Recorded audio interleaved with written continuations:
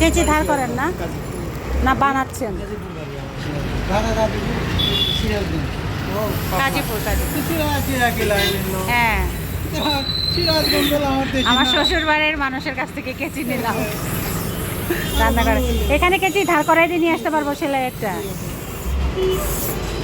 আর ওগুলো হচ্ছে ওই যে কাপড় কাটার, কাপড় কাটার কেচিগুলো কত করে কিরকম হবে প্রাইস?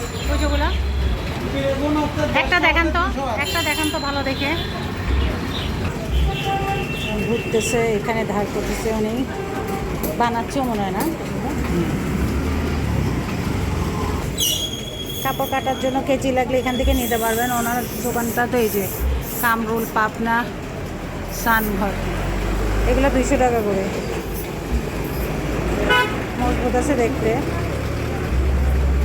এখন রিপিট করা যায়, রিপিট করা যায়।